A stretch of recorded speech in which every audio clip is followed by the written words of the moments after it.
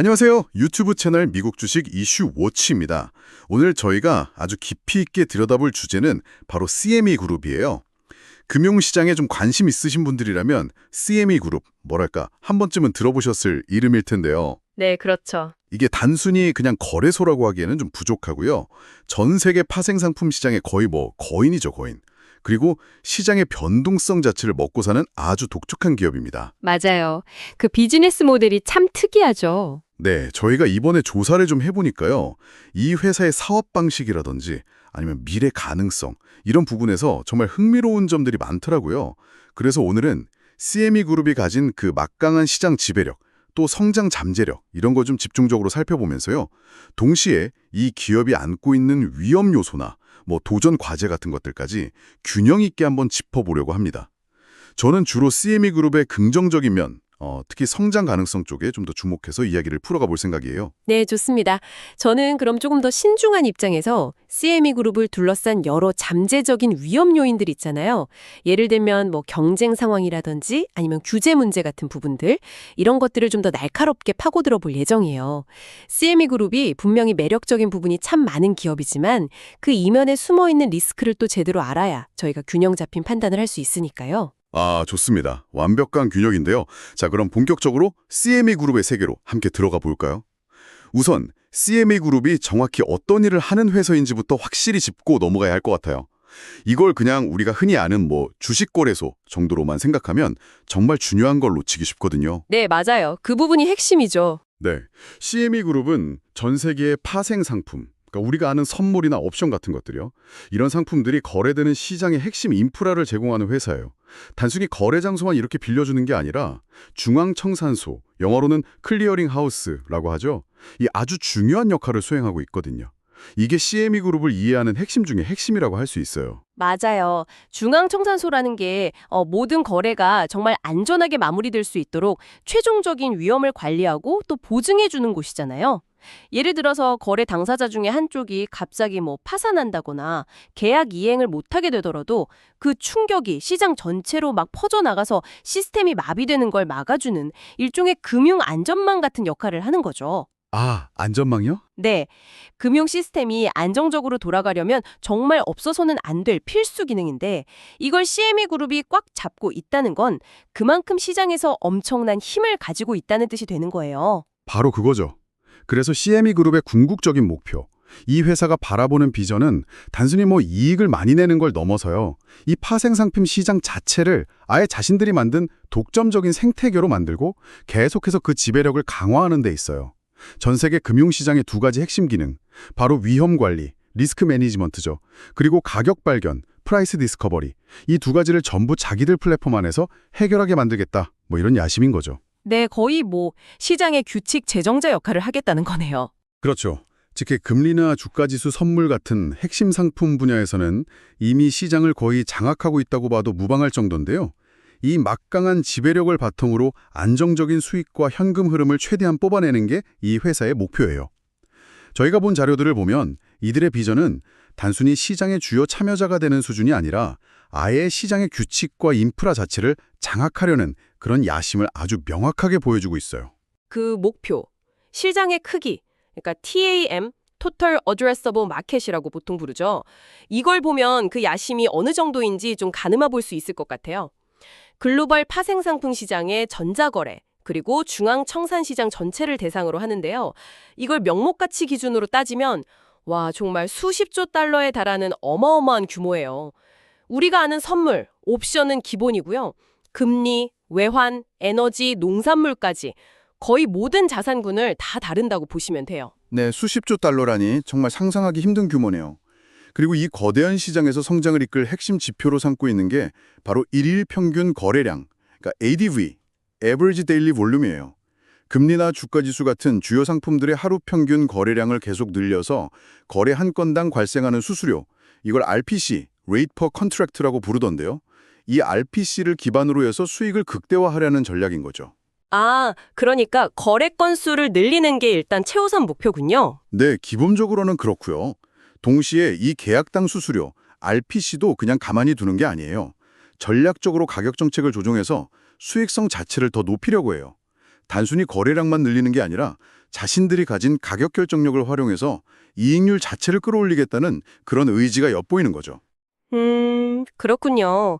거래량과 단가 두 마리 토끼를 다 잡겠다는 거네요.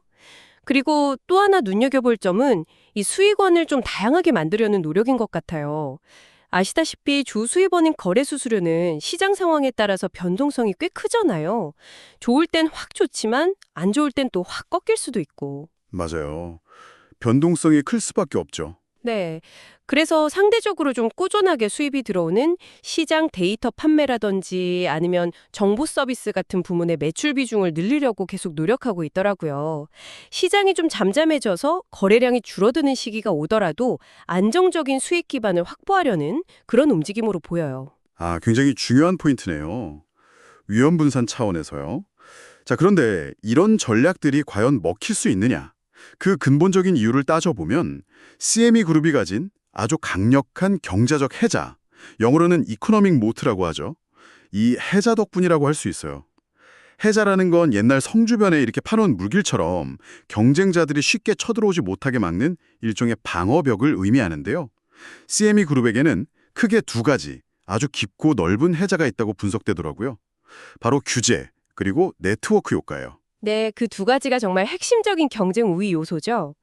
우선 규제 해자부터 좀 보면요. 아까 말씀드렸던 그 중앙청산소 기능이 있잖아요. 이게 금융 시스템 전체의 안정성과 직결되는 문제이기 때문에 정부로부터 굉장히 엄격한 규제를 받아요. 새로운 회사가 이 시장에 딱 뛰어들려면 그 까다로운 규제 기준을 다 맞춰야 하고 또 엄청난 자본금과 함께 시장 참여자들의 신뢰를 얻어야 하거든요. 근데 이게 정말 하늘의 별 따기 수준으로 어려워요. 거의 불가능에 가깝겠네요. 네, 그들의 기존 사업자인 CME가 이미 구축해놓은 규모의 경제 효과 때문에 후발주자가 비용 측면에서 따라잡기도 거의 불가능에 가깝고요. 진입 장벽이 어마어마하게 높은 거죠. 네, 그야말로 철옹성이네요. 그리고 두 번째 해자는 바로 네트워크 효과예요. 이건 또 뭔가요? CME가 제공하는 다양한 상품들, 예를 들면 금리 선물 중에서는 유로달러 선물 같은 거요. 또 유가 선물로는 서부 텍사스산 원유 WTI가 대표적이고 주가지수 선물로는 S&P 500이나 나스닥 지수 선물 같은 것들이 있잖아요. 이런 상품들이 이미 전 세계 금융시장에서 표준, 그러니까 글로벌 벤치마크로 통용되고 있어요. 아, 기준이 되는 상품이라는 거군요. 네, 그렇죠. 그래서 은행이든 자산운용사든 헤지펀드든 아니면 일반 기업이든 이 표준 상품을 거래하거나 참고하려면 결국에는 CME 플랫폼을 이용할 수밖에 없는 그런 구조인 거예요. 이건 마치 우리가 카카오톡 쓰는 거랑 비슷하다고 보면 돼요. 주변 사람들이 다 쓰니까 나도 어쩔 수 없이 쓰게 되고 또 쓰는 사람이 많아질수록 그 플랫폼의 가치가 더 커지는 거죠. 이게 바로 네트워크 효과예요. 아, 이해가 확 되네요. CME를 안 쓸 수가 없는 거군요. 시장 참여자 입장에서는. 네, 그렇습니다. 이 두 가지 규제와 네트워크 효과라는 아주 강력한 해자 덕분에 고객 관리 측면에서도 정말 놀라운 결과가 나타나더라고요. 우리가 보통 고객 한 명이 평생 동안 회사에 기여하는 가치를 LTV라고 하고 또 신규 고객 한 명을 데려오는데 드는 비용을 CAC라고 하잖아요. 네, CME는요, 이 고객 이탈률이 거의 0에 수렴한다고 해요. 고객들이 CME를 떠나고 싶어도 뭐 딱히 대체할 만한 다른 곳이 마땅치가 않으니까 떠날 수가 없는 거죠. 그러니 LTV는 사실상 시장 전체가 성장하는 만큼 계속해서 커진다고 볼 수 있어요. 와, 이탈률의 0에 가깝다니 정말 대단하네요. 그럼 반대로 고객 획득 비용 CAC는 어떤가요? CAC는 거의 들지 않는다고 봐도 무방해요. 일반 기업들처럼 뭐 TV 광고를 하거나 영업사원들을 막 돌릴 필요가 전혀 없죠. 시장 참여자들은 어차피 거래를 하려면 위험 관리를 하려면 CME의 인프라를 써야만 하니까요. 그렇군요. 알아서 찾아오는 구조네요. 네, 굳이 CAC라고 따지자면 주로 이제 기술 개발 투자나 아니면 강화되는 규제를 준수하기 위한 관련 비용 정도인데 이건 뭐 전통적인 마케팅 비용과는 비교할 수 없을 정도로 낮아요. 결국 정리해보면 LTV는 엄청나게 높고 CAC는 극도로 낮은, 그러니까 LTV 나누기 CAC 비율이 정말 상상하기 어려울 정도로 우월한 구조라는 거네요. 정확합니다. 이건 정말 많은 기업들이 꿈꾸지만 현실적으로 갖기 어려운 아주 강력하고 매력적인 비즈니스 모델이라고 할 수 있겠습니다. 자, 그럼 이제 CME 그룹의 또 다른 강력한 면모, 바로 그 놀라운 자본 효율성과 레버리지 효과에 대해서 한번 이야기해보죠. CME는 소위 말하는 자산 경량화, 에셋 라이트 모델의 거의 교과서 같은 사례라고 할 수 있어요. 네, 저도 그 부분에 상당히 동의합니다. CME는 거대한 공장이라든지 부동산 같은 그런 물리적인 자산보다는 아주 잘 구축된 네트워크와 첨단 기술 플랫폼에 훨씬 더 의존하는 그런 사업 구조를 가지고 있잖아요. 예를 들어서 전통적인 은행 같은 경우는 고객에게 빌려줄 대출 자산을 직접 보유해야 하고 또 그에 따른 신용 위험까지 다 져야 하죠. 그렇죠. 리스크가 크죠. 네. 하지만 CME는 거래가 이루어지는 인프라, 즉 플랫폼만 제공하고 거기서 수수료를 받는 모델이기 때문에 이런 부담이 훨씬 적어요. 이게 자본 효율성 측면에서 얼마나 대단한지는 전통적인 은행하고 한번 비교를 해보면 확 와닿을 것 같아요.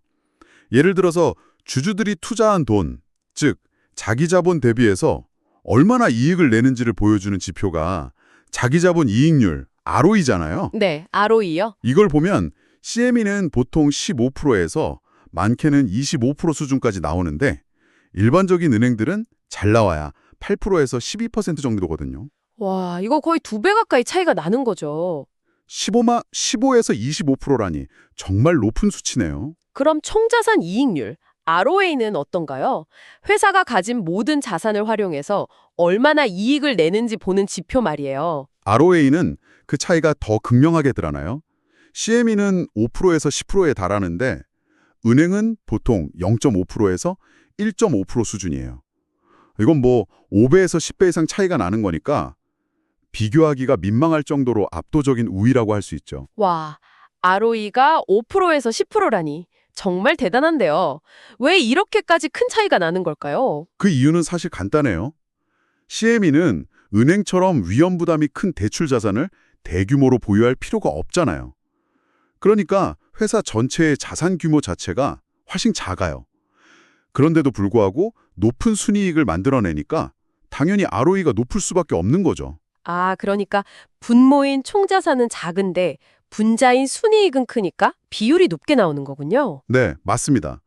불필요하게 묶여있는 돈, 소위 말하는 유효 자본이 적고 투입된 자본을 아주 알뜰하고 효율적으로 사용해서 수익을 최대한 뽑아내는 구조라고 보시면 이해가 쉬우실 거예요. 수익 모델을 조금 더 깊게 들여다보면 이 효율성이 더 잘 보일 것 같은데요.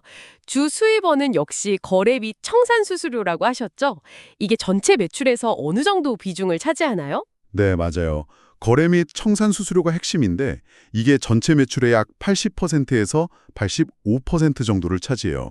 그리고 나머지 한 10%에서 15% 정도는 시장 데이터나 정보를 판매해서 벌어들이고요. 85%면 정말 압도적인 비중이네요. 그렇죠.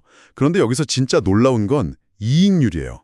거래 및 청산 수수료 사업 부문의 이익률, 좀 더 정확하게는 EBITDA 마진율이라고 하는데요. 이게 무려 70%에서 80%에 달해요. 70, 80%요?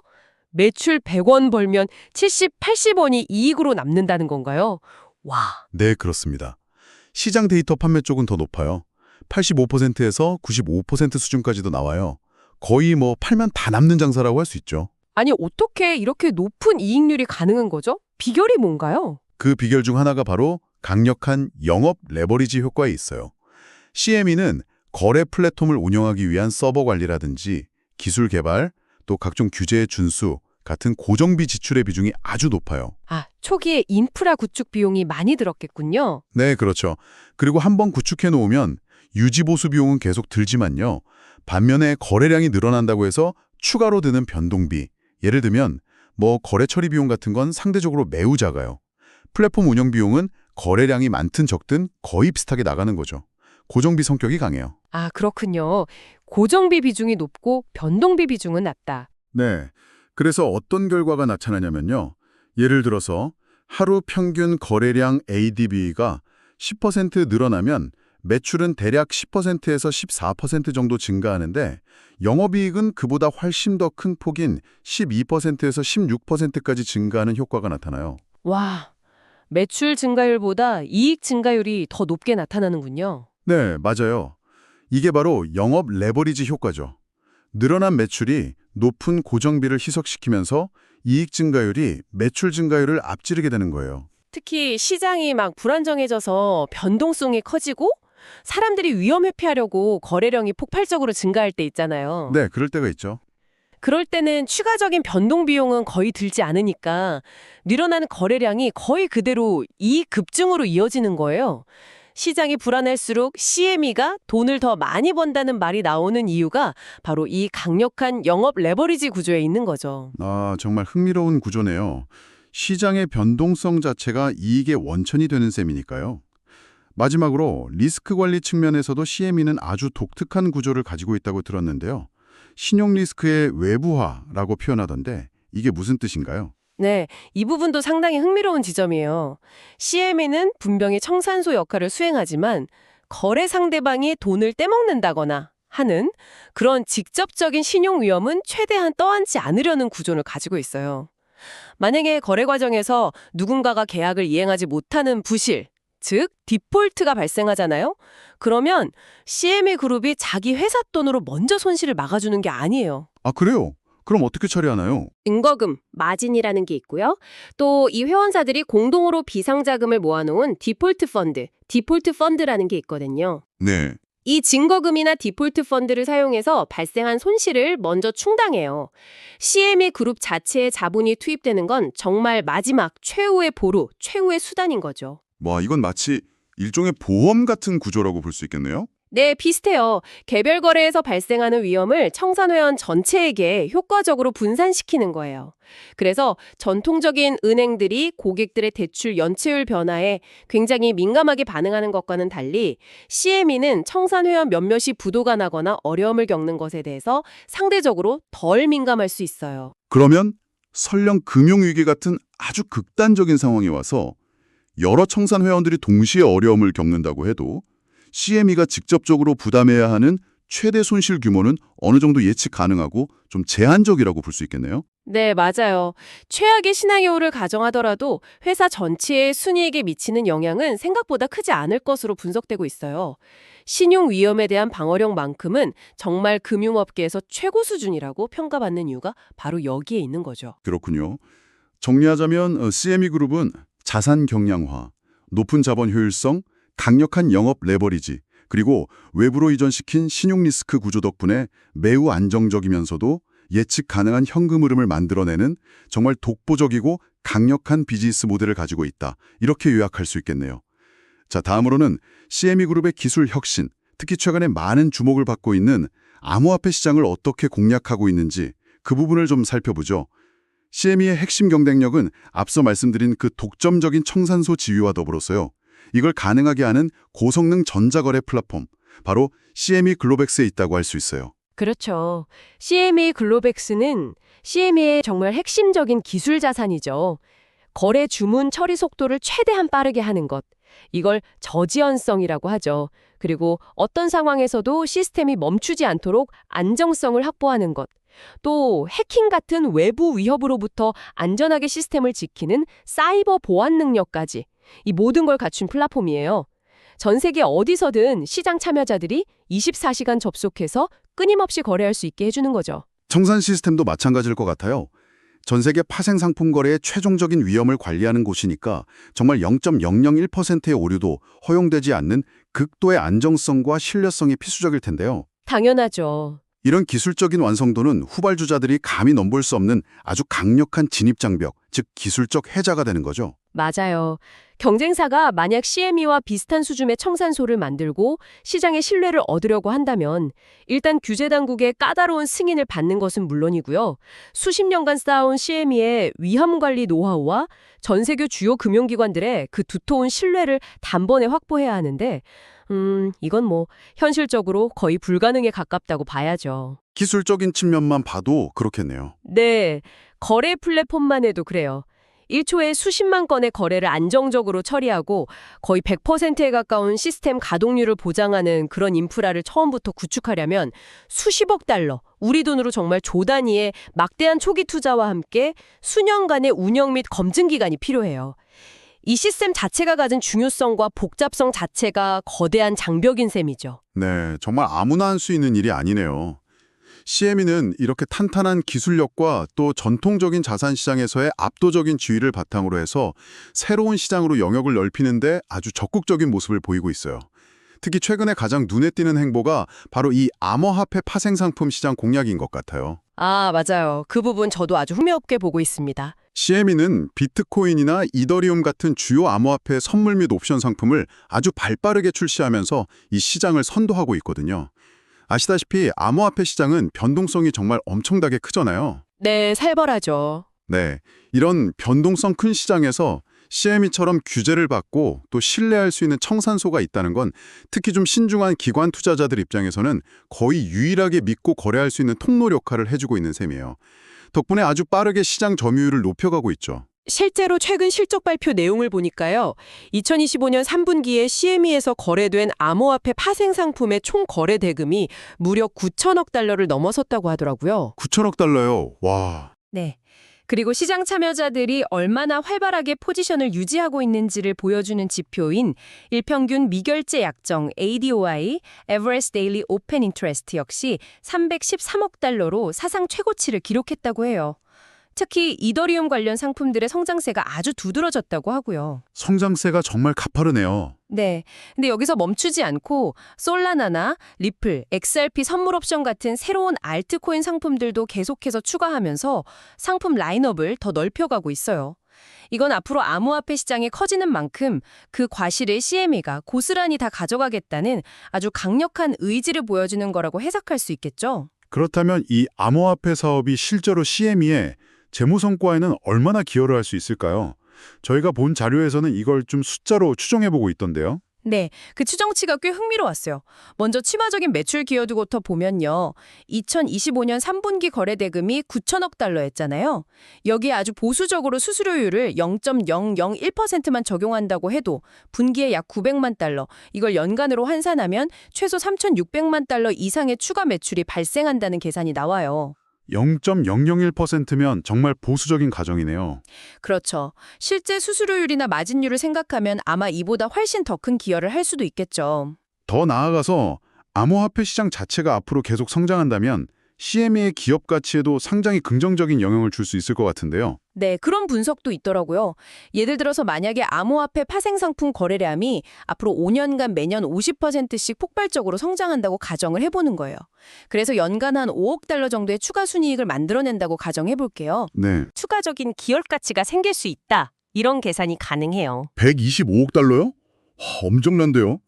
현재 CME 그룹의 전체 시가총액이 대략 한 950억 달러에서 1000억 달러 사이라고 봤을 때 그렇죠. 비교해보면 약 13% 정도에 해당하는 꽤 큰 규모예요. 즉, 암호화폐 시장을 성공적으로 선점하는 것만으로도 CME의 기업 가치가 지금보다 10% 이상 더 높아질 수 있는 그런 잠재력이 있다는 의미가 되는 거죠. 이야, 정말 무시할 수 없는 성장 동력이네요. 결론적으로 CME 그룹은 그 뛰어난 기술력을 바탕으로 전통 금융시장에서의 독점적 지위를 아주 굳건히 지키는 동시에 암호화폐라는 높은 성장 잠재력을 가진 새로운 시장까지 성공적으로 개척해 나가고 있다. 이렇게 볼 수 있겠네요. 이건 앞으로 CME의 성장을 이끌어갈 아주 중요한 촉매제가 될 것으로 기대됩니다. 자, 그럼 이런 긍정적인 모습들이 실제 실적으로는 어떻게 나타나고 있는지 가장 최근의 성과를 통해서 한번 확인해 볼까요? 2025년 1분기 실적을 보니까요. 그야말로 기록적인 성과를 보여줬더라고요. 네, 숫자들이 정말 좋게 나왔죠. 총 매출이 16억 4천만 달러로 작년 같은 기간보다 10%나 증가하면서 분기 기준으로 사상 최고 기록을 세웠어요.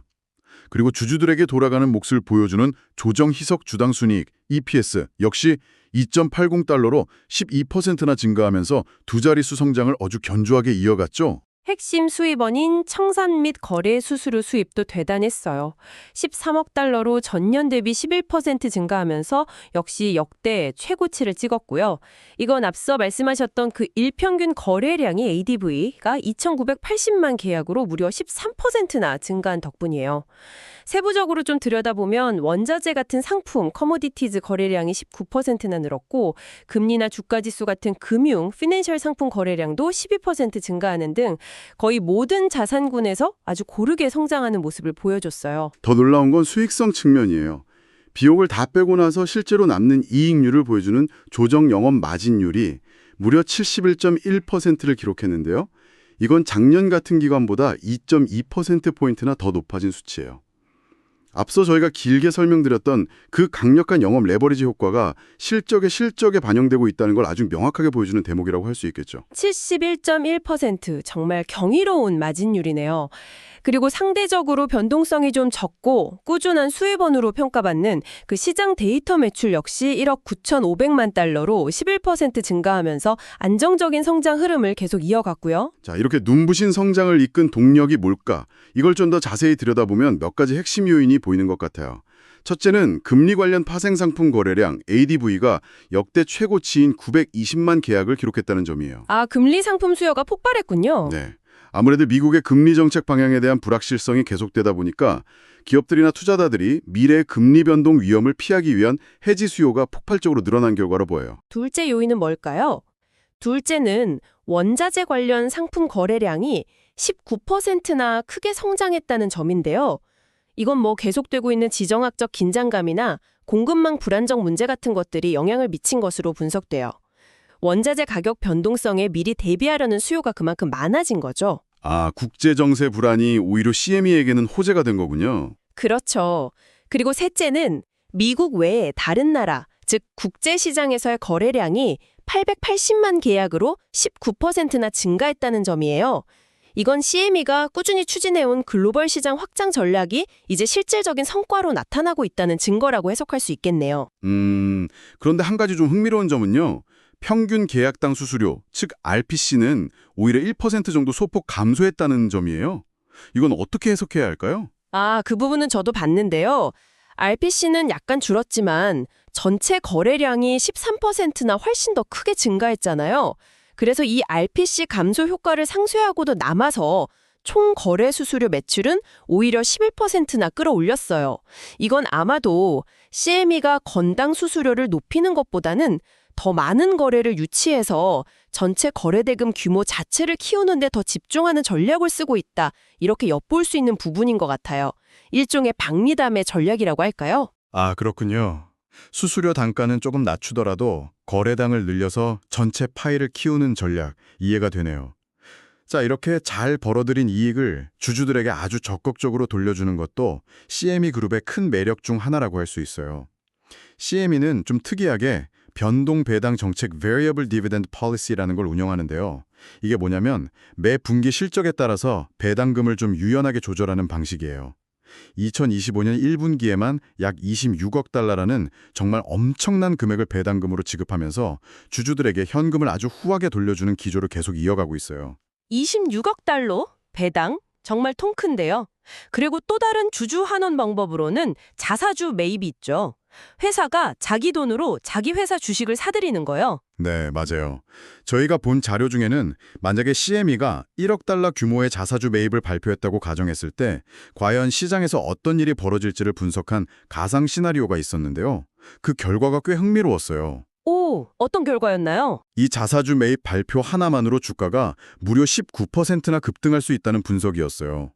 물론 1억 달러라는 금액이 CME 그룹의 전체 규모에 비하면 그렇게 아주 큰 금액은 아니지만 중요한 건 자사주 매입이라는 행위 자체가 시장에 주는 메시지, 그 시그널 효과가 엄청나다는 거죠.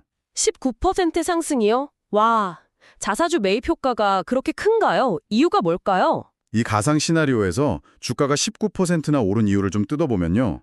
첫째는 예상보다 훨씬 좋은 실적 발표, 즉 어닝 서프라이즈 효과가 약 9%피 정도 기여를 했고요. 둘째는 자사주 매입 발표 자체가 주는 우리 회사 괜찮다는 긍정적인 신호 효과가 약 5%피, 그리고 마지막으로 앞으로 실적이 더 좋아질 거라는 기대감, 즉 가이던스 상향 효과가 또 약 5%피 정도로 나눌 수 있다고 분석하더라고요. 아, 그러니까 단순히 자사주 매입 그 자체보다는 실적 호조와 미래 기대감, 그리고 경영진의 자신감 표출이라는 복합적인 요인이 작용한 거군요. 네, 정확해요. 여기서 우리가 특히 주목해야 할 점은요. 실제로 1억 달러어치 자사주를 매입해서 시중에 유통되는 주식수가 줄어드는 효과. 그래서 주당 순이익 EPS가 증가하는 직접적인 효과는 고작 0.13%로 아주 미미하다는 거예요. 0.13%요.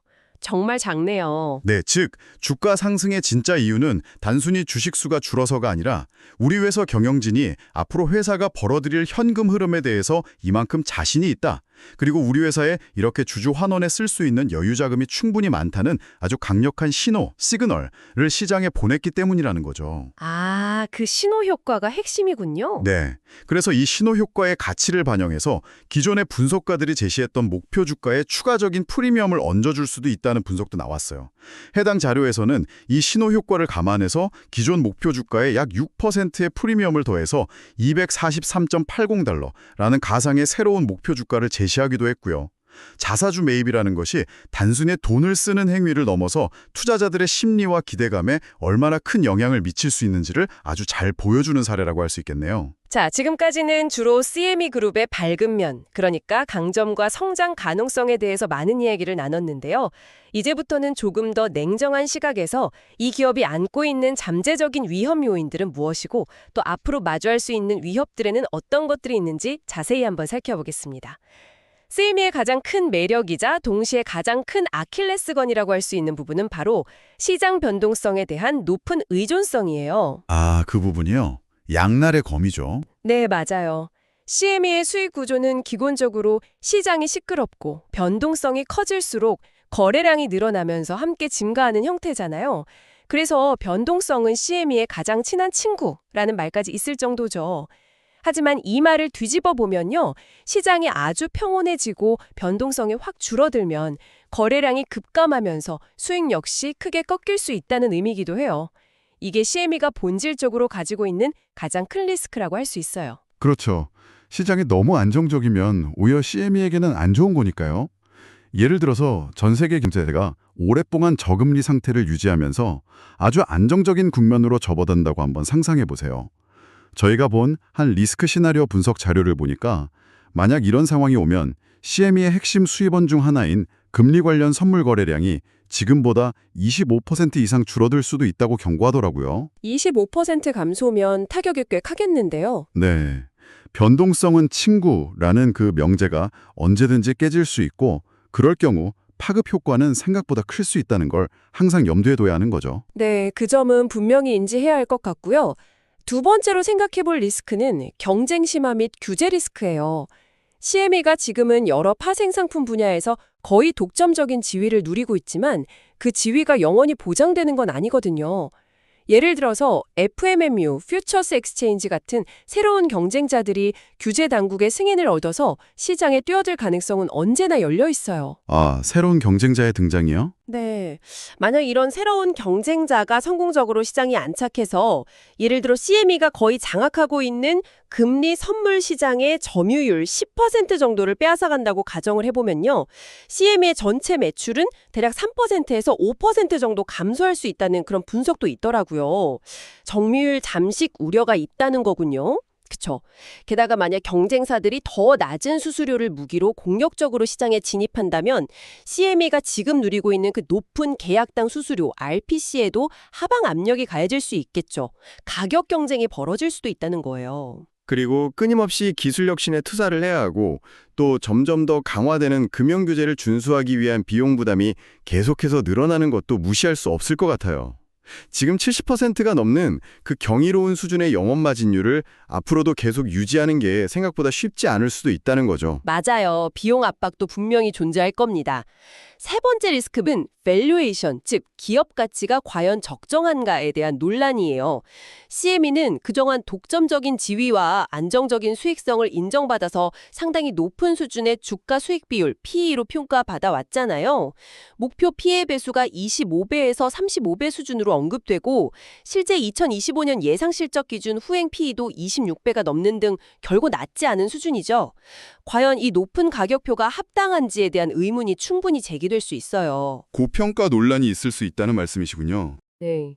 경쟁사라고 할 수 있는 IC 인터컨티넨탈 엑스체인지나 CBOE 시카고 옵션 거래소와 비교해 보면 CME의 PE 배수가 생각보다 높지 않거나 오히려 비슷한 수준이라는 분석도 있기는 해요. 그런데 이건 또 다르게 해석하면 시장이 CME의 그 강력한 독점적인 지위에도 불구하고 미래 성장 가능성에 대해서는 생각보다 좀 보수적으로 평가하고 있거나 혹은 앞으로 시장 변동성이 좀 둔화될 수 있다는 우려를 이미 주가에 반영하고 있을 가능성을 시사하는 것일 수도 있어요. 한마디로 고평가 논란에서 완전히 자유롭진 않다는 거죠. 해석의 여지가 있네요. 네 번째 리스크는 실적 예측의 어려움과 그에 따른 주가 변동성 리스크라고 하셨죠? 네. CME 실적의 핵심은 결국 거래량인데 이 거래량이 앞으로 얼마나 될지를 예측하는 건 사실상 미래의 거시경제 상황이나 시장 변동성을 예측하는 것과 같아서 매우 어려워요. 전문가들도 예측하기가 쉽지 않죠. 그렇죠. 거의 신의 영역에 가깝죠. 네. 이 때문에 CME의 분기 실적 발표는 시장 참여자들이 굉장히 예민하게 반응하는 이벤트 중 하나예요. 특히 시장에서 예상했던 거래량 ADV 성장률을 달성했는지, 그리고 앞서 말한 그 영업 레버리지 효과가 기대만큼 나타났는지 여부에 따라서 주가가 하루에도 크게 출렁이는 경향이 있죠. 실적 발표 때마다 주가가 롤러코스터를 탈 수도 있겠네요. 그럴 가능성이 높죠. 한 시뮬레이션 분석 자료를 보니까요. 만약 ADB가 시장 예상치에 못 미치면 주가가 하루에 마이너스 4%에서 마이너스 7%까지 빠질 수도 있고 예상치에 부합하면 마이너스 1%에서 플러스 1% 사이, 예상치를 뛰어넘으면 플러스 4%에서 플러스 7%까지 오를 수도 있다고 해요. 와, 변동폭이 꽤 크네요. 네, 만약 예상치 못한 서프라이즈나 쇼크가 발생하면 이 변동폭은 훨씬 더 커질 수도 있겠죠. 옵션 시장의 가격에 반영된 미래 변동성 예상치, 이걸 내재 변동성, IV, Implied Volatility라고 하던데요. 이걸 분석한 자료도 좀 흥미로웠어요. 실적 발표 직후 하루 동안 예상되는 주가 변동폭이 약 플러스 마이너스 1.9% 정도로 추정된다고 하더라고요. IV 30% 가정시예요. 플러스 마이너스 1.9%면 생각보다 크지는 않은데요? 네, 이건 어쩌면 시장 참여자들이 대체로 예상치에 부합하는 좀 무난한 실적을 기대하고 있다는 의미로 해석될 수도 있어요. 하지만 반대로 생각하면 만약 예상을 크게 벗어나는 결과가 나올 경우 주가가 예상보다 훨씬 더 크게 움직일 수 있다는 의미도 되는 거죠. 잠재적인 변동성 위험은 여전히 남아있는 셈이에요. 그렇군요. 마지막으로 앞서 긍정적인 측면에서 다뤘던 그 자사주 매입 효과에 대한 의문도 리스크 관점에서 다시 한번 짚어볼 필요가 있을 것 같아요. 가상 시나리오 분석에서도 확인했듯이 1억 달러 규모의 자사주 매입이 직접적으로 EPS를 끌어올리는 효과는 0.13%로 아주 작았잖아요. 주가 상승은 대부분 실적 개선에 대한 기대감과 경영진의 자신감이라는 그 신호효과 덕분이었죠. 네, 그랬죠. 그렇다면 이 신호효과라는 것이 혹시 좀 과대평가된 것은 아닐까요? 라는 의문을 제기해 볼 수 있어요. 또한 이렇게 주주들에게 현금을 돌려주는 데 집중하는 정책이 장기적으로 봤을 때 회사의 미래 성장 동력을 확보하기 위한 R&D 투자나 신사업 투자 재원을 갉아먹는 것은 아닌지, 그리고 이러한 적극적인 주주 환원 정책이 과연 앞으로도 계속 지속 가능할 것인지에 대한 의문도 충분히 제기될 수 있다고 생각해요. 아, 그것도 중요한 지적이네요. 단기적인 주가 부양 효과에 너무 치중하는 건 아닌지, 장기적인 성장 잠재력을 해칠 수 있다는 우려군요. 네, 그런 측면도 고려해봐야 한다는 거죠. 하겠습니다. 제가 먼저 CMA 그룹이 가진 본질적인 강점들을 다시 한번 강조하고 싶어요. 네, 좋습니다. CME 그룹은 첫째, 정부 규제, 강력한 네트워크 효과, 그리고 뛰어난 기술력이라는 이 세 가지 요소가 아주 단단하게 결합된 정말 강력한 경지적 해자를 가지고 있어서 독점적인 시장 지위를 누리고 있다는 점, 이게 가장 큰 강점이죠. 둘째, 자산을 많이 보유할 필요가 없는 자산 경량화 모델을 통해서 매우 높은 자본 효율성, ROE,와 강력한 영업 레버리지를 자랑하는 아주 탁월한 비즈니스 모델을 갖추고 있다는 점.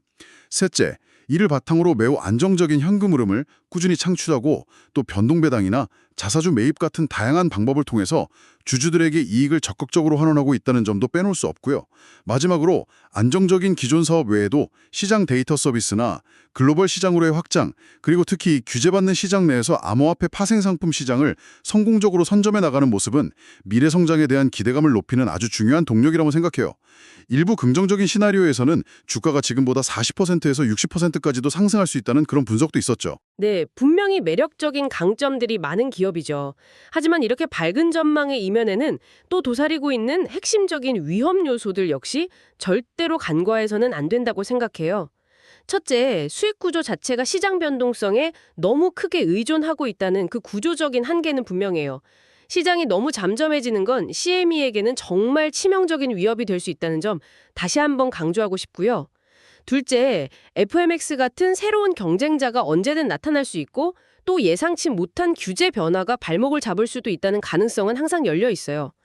일부 스트레스 테스트 시나리오에서는 이런 요인들로 인해서 주가가 25%에서 35%까지 하락할 수도 있다는 분석도 나왔었죠. 네, 그런 리스크도 분명히 존재하죠. 네. 그리고 셋째, 현재 높은 기업 가치, 즉 밸류에이션이 과연 정당화될 수 있는지에 대한 논란과 함께 핵심 성장 동력인 거래량, ADV를 예측하기가 매우 어렵다는 그 불확실성은 투자 결정을 내리는 데 있어서 상당한 신중함을 요구하는 요인이라고 할 수 있겠습니다. 결국 CME 그룹은 시장 상황이 좀 안 좋을 때도 비교적 잘 버티는 방어주의의 성격과 또 암호화폐 같은 새로운 시장 개척을 통해서 높은 성장을 추구하는 성장주의 성격을 동시에 가진 아주 독특한 기업이다. 이렇게 정리할 수 있겠네요. 네, 딱 맞는 표현인 것 같아요. 높은 이익률과 안정적인 현금 흐름은 방어적인 매력을 보여주고 또 암호화폐 같은 신규 시장 진출은 성장 잠재력을 보여주죠. 흥미로운 점은 한 분석에서는 CME 그룹의 여러 위험 요인을 감안해서 적정 할인율 RADR을 계산했는데 5.5%로 상당히 낮게 산출했더라고요. 5.5%면 정말 낮은 수준인데요. 네. 이게 어떻게 나온 거냐면요. 일반적인 기업의 자본 비용 와크를 6.5%로 가정하고 여기에 경쟁 심화에 대한 위험 프리미엄으로 1.0%포인트를 더해요. 그런데 대신 CME가 가진 그 강력한 독점적 해자를 감안해서 2.0%포인트를 디스카운트, 즉 빼주는 거예요. 그래서 6.5 플러스 1.0 마이너스 2.0 이꼴 5.5%가 나온 거죠. 아, 독점적 해자의 가치를 마이너스 2.0%포인트로 반영했다는 거군요. 그만큼 시장 지배력을 높게 평가한다는 거네요. 네, 그렇습니다. 이렇게 낮은 할인율이 나왔다는 것 자체가 시장이 CME의 강력한 시장 지배력을 얼마나 높게 평가하는지를 보여주는 하나의 방증이라고 할 수 있겠죠. 자, 최종적으로 요약을 해보자면요. CME 그룹은 금융시장이 원활하게 돌아가는데 없어서는 안 될 필수적인 인프라를 제공하는 동시에 시장의 변동성 그 자체를 수익으로 만들어내는 매우 독특하고 강력한 힘을 가진 기업입니다.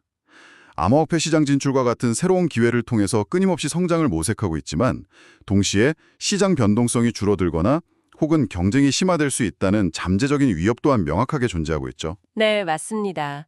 따라서 CME 그룹에 대한 투자를 고려하신다면 오늘 저희가 함께 살펴본 이러한 기회와 위협이라는 양면성을 충분히 이해하시는 것이 중요하고요.